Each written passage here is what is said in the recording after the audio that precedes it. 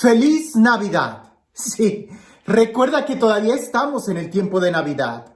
La Navidad, lo hemos dicho en otras ocasiones, es un acontecimiento tan importante que no lo podemos solamente celebrar y agotar en un solo día, sino que se extiende a varios días para seguir reflexionando sobre este gran paso que Dios ha venido a nosotros. Él es el primero que nos ha mostrado su amor, el primero que nos ha amado e incluso el primero que toma la iniciativa para venir a nosotros.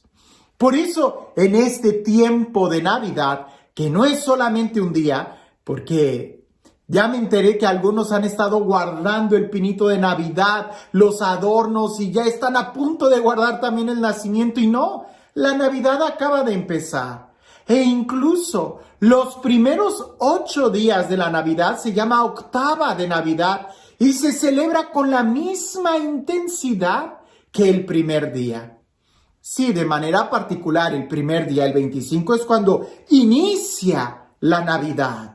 Pero es precisamente eso, el inicio. Y las lecturas, el Evangelio del día de hoy, creo que es un Evangelio muy propio para que en este tiempo de Navidad reflexionemos en esto. Si ya nos habíamos estado preparando para que Jesús naciera en nuestro corazón, que era uno de los puntos del Adviento, que era una de las invitaciones que nosotros le decíamos a Jesús, el Maranatá, ven Señor Jesús, no tardes, es más, ven y nace en mi corazón.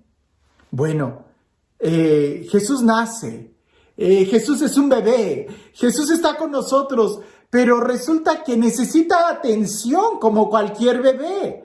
Como cualquier plantita, como cualquier ser vivo, necesita cuidado. ¿Para qué? Para que crezca. Y entonces sí, manifieste su poder y su gloria sobre nosotros. Y digo que el Evangelio del día de hoy, y en este clima de Navidad, da mucha luz sobre la importancia de crecer en la fe. Porque se juntan dos personajes que pareciese son muy contrastantes. Por un lado, la profetisa Ana, que es una persona ya de avanzada edad, 84 años de edad, y se acerca a este bebé, Jesús. Un bebé y una anciana. En medio, José y María. Pero hay algo muy hermoso en esta situación o en este encuentro.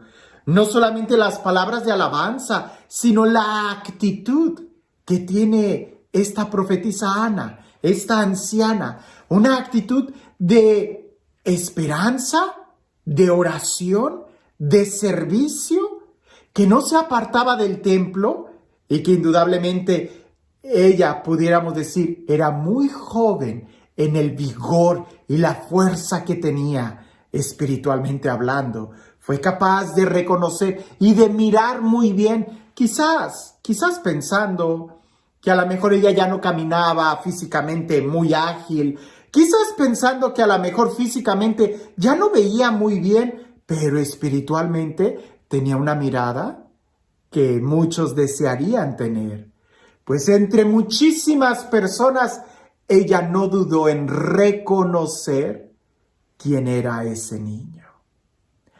Escuchemos el Evangelio y pensemos en qué tan maduros nosotros somos espiritualmente para poder reconocer y cuidar incluso la presencia de Dios en nuestras vidas. Dice así: en aquel tiempo había una profetisa, Ana, hija de Fanuel, de la tribu de Aser. Era una mujer muy anciana. De joven había vivido 7 años casada y tenía ya 84 años de edad. No se apartaba del templo, ni de día ni de noche, sirviendo a Dios con ayunos y oraciones. Cuando José y María entraban en el templo para presentar al niño, se acercó a Ana, dando gracias a Dios y hablando del niño a todos los que aguardaban la liberación de Israel. Una vez que José y María cumplieron todo lo que prescribía la ley del Señor, se volvieron a Galilea, a su ciudad de Nazaret. El niño iba creciendo y fortaleciéndose, se llenaba de sabiduría y la gracia de Dios estaba con él. Aspectos importantes. Y sí, seguramente pensando en Ana, algo que nos debe de llamar la atención es que para servir a Dios, la mejor forma de servir o el requisito indispensable es precisamente en oración y ayuno. Porque en oración, porque implica un acto de amor, un acto de sintonía con Dios. Y en ayuno, porque implica hasta cierto punto un acto de negación, que no se haga mi voluntad, sino la voluntad de Dios. Pero pensemos más en Jesús. Y quiero meditar en las últimas palabras del Evangelio. Ese niño Jesús, incluso Jesús, fíjate bien cómo dice el Evangelio, crecía. Y algunas traducciones lo subraya como que crecía en estas tres áreas: en estatura, en sabiduría y en gracia. Y es que resulta que en estas tres áreas también nosotros debemos de crecer en nuestra vida. Para crecer en estatura, para crecer en fuerza, lo entendemos, hay que alimentarnos bien. ¿Qué pasa si alguien se alimenta, si a un bebé le das puro, no sé, dulce y agua, y lo alimentas con comida chatarra? Seguramente no va a crecer, va a estar enfermo, va a estar enclenque, no va a poder desarrollarse fuertemente. ¿Por qué? Porque no se alimentó bien. Para crecer en estatura en el cuerpo hay que comer bien, hay que hacer ejercicio, hay que cuidar nuestro cuerpo. Eso todo el mundo lo entiende. Pero para crecer en sabiduría supone que tengamos un cuerpo sano. Y crecer en sabiduría implica el conocer, válgame, los conocimientos de este mundo. El día de hoy, en este siglo que estamos viviendo, alguien que no sepa leer, que no sepa escribir, alguien que no sepa contar, sumar, restar, dividir, alguien que no tenga los conocimientos básicos de cómo desarrollarse en este mundo, de cómo convivir en la sociedad, alguien que no haya crecido en la instrucción básica de la escuela, tampoco va a poder desarrollarse plenamente en este mundo tan competitivo. El ser humano es un ser sociable. No somos como los animales que físicamente podemos estar fuertes y ya. Pero no, el ser humano también necesita crecer en algunas habilidades de sabiduría. ¿Para qué? Para incluso poder saborear la vida. No solamente estoy hablando de la ciencia de los libros, sino en algo más que pudiéramos nosotros decir como una filosofía de vida. Por eso es importante que también se crezca en un conocimiento. ¿Te das cuenta que Jesús crecía físicamente en estatura y en sabiduría? Pero también dice el Evangelio que la gracia de Dios estaba con él, o como en algunas otras traducciones dice que también crecía en estatura, sabiduría y gracia. Y es que resulta que gracia, la palabra gracia podemos traducirla como una relación de amistad con Dios. Y eso me gusta. Porque a diferencia del Antiguo Testamento, cuando se hablaba de la unción, era como si fuera un acto que ya lo recibes y ya. En el Nuevo Testamento la palabra que más se usa es gracia, porque la gracia implica una relación. La gracia implica algo que puede crecer o que puedes perder. Por eso el Evangelio dice que Jesús también crecía en gracia, no solamente en estatura, no solamente en inteligencia, en sabiduría, sino también en gracia, en una relación con Dios. ¿Te imaginas que alguien estuviera muy fuerte porque comió bien, comió frutas y verduras, fuerte físicamente?